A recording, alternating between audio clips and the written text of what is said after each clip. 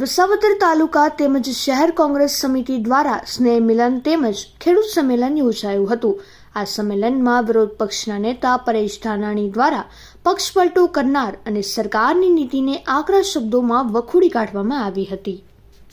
પ્રદેશ ઉપપ્રમુખ કોંગ્રેસ સમિતિ આજ રોજ વિસાવદર મુકામે સ્નેહ મિલન અને ખેડૂત સંમેલન રાખેલું। ભાઈ શ્રી પરેશભાઈની અધ્યક્ષતામાં ખૂબ મોટી સંખ્યામાં ખેડૂતો અને આમ જનતા આજે ઉપસ્થિત રહી। ખાસ કરીને ખેડૂતોને પડતી મુશ્કેલીઓ, જ્યારે ખેડૂતના ઘરમાં ડુંગળી હોય ત્યારે નિકાસ બંધી કરી દેવી, વેપારીના ઘરમાં જાય પછી ખેડૂતને છેતરીને નિકાસબંધી છૂટી કરી દેવી, ખેડૂતના ત્યાં કપાસ આવે તો ઓસ્ટ્રેલિયાથી આયાત કરવો, પૂરતા પ્રમાણમાં ભાવ ન મળવો, ખેડૂતોના પાક વીમો ન ચૂકવી અને ખૂબ અન્યાય કરવો, એવી ખેડૂત વિરોધી સરકારને અહીંયાથી તમામ ખેડૂતોએ અને આગેવાનોએ ખૂબ વખોડી છે। ત્યારે હાલ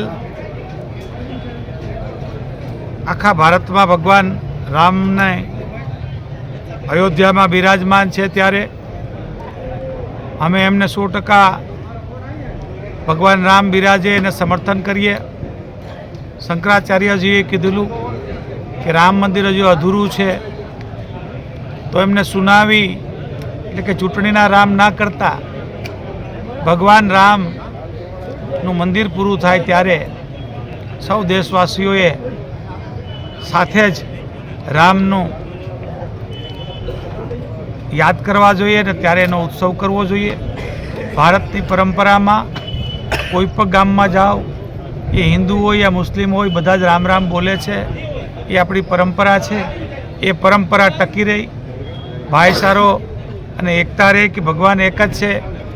લોકોએ આવીને જુદા જુદા પંથ કરેલા છે, એવા પંથમાં ના પડતા ભગવાનને માનીને ભગવાન માટે પણ બધાએ રામ રાજ્ય સ્થાપે અને એમના નામે સરકાર 400નો બાટલો 1100માં ના કરે, 55 રૂપિયાનું ડીઝલ 35નું કહીને 100 રૂપિયાનું ન કરે, કરન્સીમાં ડોલર સામે રૂપિયો 55નો 83 થઈ જાય,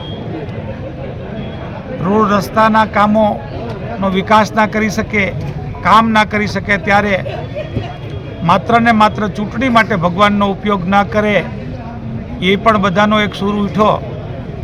અમારી સૌની ભગવાન રામ, શિવ કે કૃષ્ણમાં 33 કરોડ દેવતામાં અમારી શ્રદ્ધાઓ છે અને એ શ્રદ્ધા અમારી ભારતવાસીઓની કાયમી અકબંધ રહી, એમને વિભાજિત ના કરે, એટલા માટે ભગવાન રામને આજથી પ્રાર્થના પણ કરવામાં આવી।